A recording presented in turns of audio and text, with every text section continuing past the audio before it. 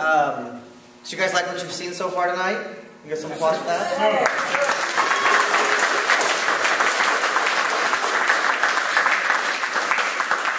Now, one of the tools that we use here, as you move through the program, get a little bit more advanced, we have down here, it's called the Shaolin Halls progression. We have a series of stages that we move through. We discussed earlier about basic exercise, about flexibility, about strength, about endurance, about nutrition, hydration, and rest. And that doesn't really have a lot of form to it, a lot of shape to it. It's kind of free, and it's kind of different kinds of activities. And then we had all kinds of demonstrations of forms, and dealing with what we call the second hall. It deals with the way you use your body, the basic hand motions, the basic footwork, the stances, the body methods, the leg work, and the different postures you can use to defend yourself. In the third hall, we start getting into the actual tools and using those tools. So when Mr. Meng and Mr. Michael demonstrated the sparring is a demonstration of third hall type of skill.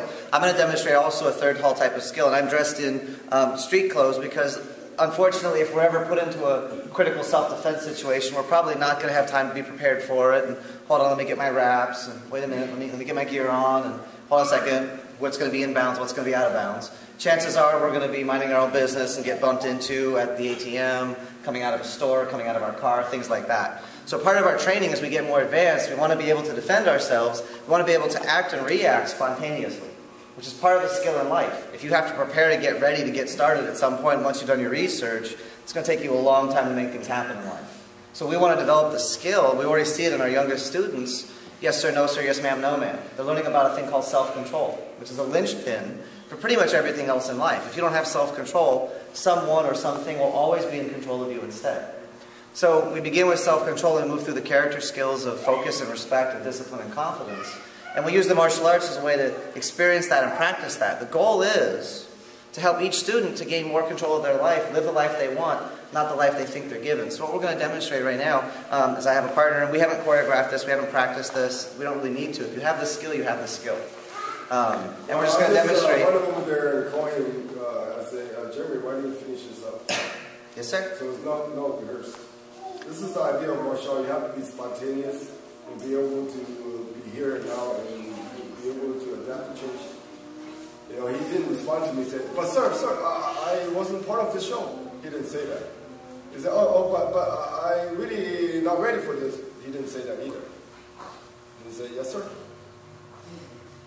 So what we're going to demonstrate is a series of self-defense situations and counters. He's going to be my attacker, and I'm going to be the defender. Now, I've also done a demonstration with more than one attacker. Unfortunately, it's not safe for them, because to make it like as really bad for me as I can, I'm going to do it with a blindfold, but I don't like little tiny blindfolds. I like big, huge jackets that wrap over my head so I can't hear anything, and I can't see anything. So I'm going to use a complete jacket, under the chin, take the sleeves, wrap around. Now, Joe, now. And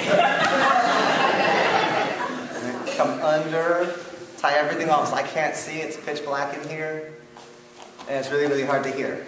And I'm also going to be restricting my air a little bit because I tied it across my throat, which is not always very good. So if you don't pass out. Yeah, if I don't pass out, game on. Alright, take it away, sir. So everything I'm going to be doing as I'm demonstrating is I'm working on controlling my space. As soon as he touches me, I actually know more about him than he knows about himself. Now, he doesn't have hair, so I'm kind of changing the hair. I'm used to hair, but he's like me, keep it short. Now, we train all different kinds of skills, so if I need to, I can take the arm off. Not the best idea when I'm by myself.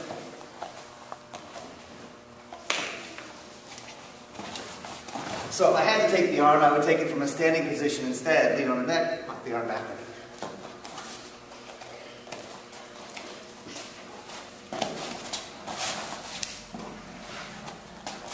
Now you see a sense of distance over there, even though you cannot see. This is called body intelligence.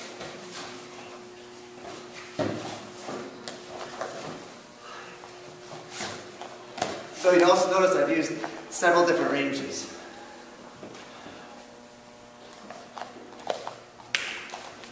So from this distance, I came into the center, I've got a knee, I've got his head, drive another knee, follow the shot. That would be what we call human range. Human range is break free, strike, Follow up another strike, follow up with a kick. This is called long range.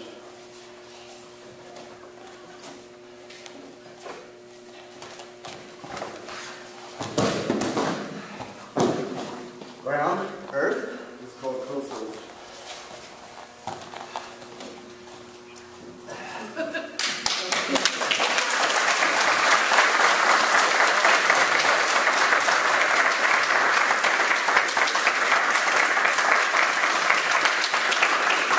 No bruises on him either. So the idea is before I can control somebody else, I have to control myself. So everything we train, we start with the body, then the mind, then the emotions, and the attitude, and then the lifestyle. So you've seen from all different ages, all different ranges. Sifu John, how old are you, sir?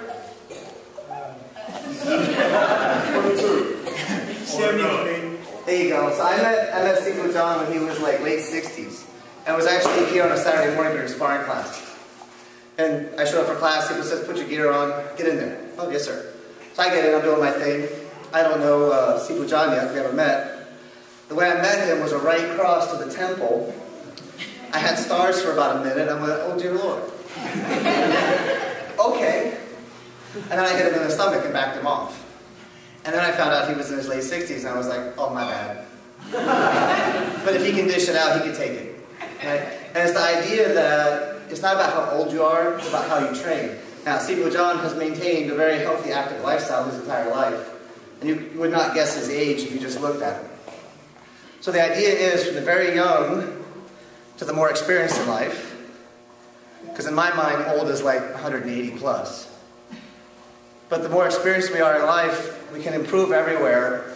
And martial arts is a very, very wonderful, very quick way to gain that experience because we get feedback instantly.